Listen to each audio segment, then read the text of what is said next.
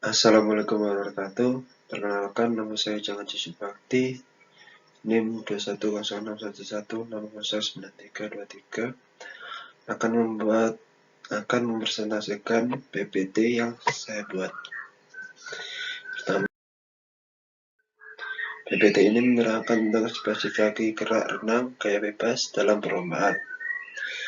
Dalam pembuatan PPT ini bertujuan untuk menyelesaikan tugas pengembangan sumber media dan pembelajaran. Jadi dalam spesifikasi gerak gaya renang terdapat beberapa materi yang harus diperhatikan. Pertama, gerakan tangan, gerakan meluncur, gerakan kaki, pengambilan nafas, dan koordinasi gerakan. Dalam pertama itu gerakan meluncur. Gerakan meluncur pertama kali dilakukan dengan cara pertama masuk ke dalam kolam dan berdiri dengan posisi belakang kolam. Kemudian salah satu telapak kaki ditempelkan di dinding dengan jari-jari kaki menghadap ke bawah. Posisi ini sangat penting untuk memperbesar luas permukaan gaya telapak saat meluncur.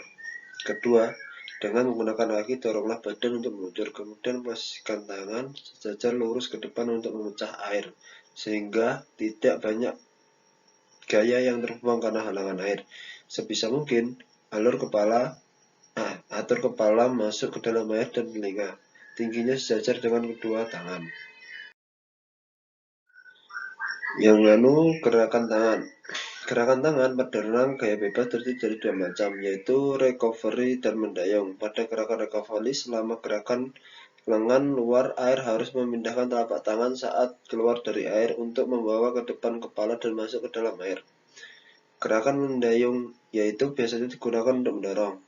Gerakan ini dimulai dari ujung jari tengah menyentuh air hingga selesai melakukan ayunan keluar dari air. Gerakan ini cukup vital dan harus dilakukan dengan benar.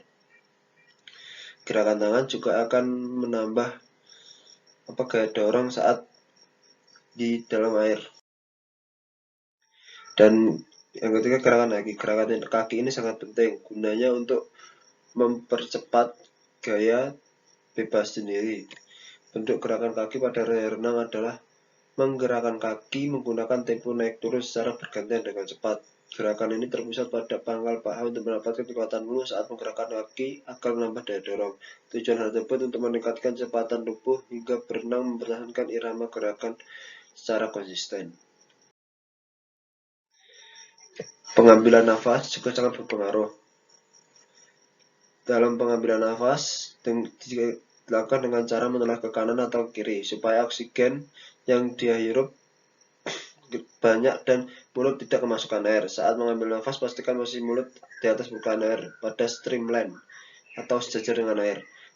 Pernafasan akan sangat berpengaruh pada posisi badan ketika melakukan renang gaya bebas. Oleh karena itu, putaran untuk melakukan pengambilan nafas harus dilakukan secara aksis dan sumbu putaran sehingga garis lurus badan tidak naik terlalu tinggi.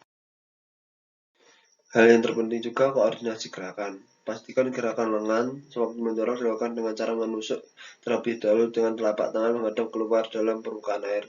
Kemudian gerakan kaki dilakukan dengan menendang sekaligus. Persiapan menarik dan mengeluarkan nafas melalui mulut dan hidung. Lakukan koordinasi gerakan tersebut secara konsisten dan bergantian pada antara kiri dan kanan. Bentuk gerakan kaki pada renang gaya bebas adalah menggunakan cara naik turun secara bergantian dilakukan dengan cepat. Dan juga saat melakukan koordinasi gerakan kita harus streamline atau sejajar dengan air karena itu mempengaruhi kecepatan kita dalam melakukan gaya bebas sendiri. Terima kasih, sekian presentasi dari saya. Bila ada salah kata mohon maaf. Wassalamualaikum warahmatullahi wabarakatuh.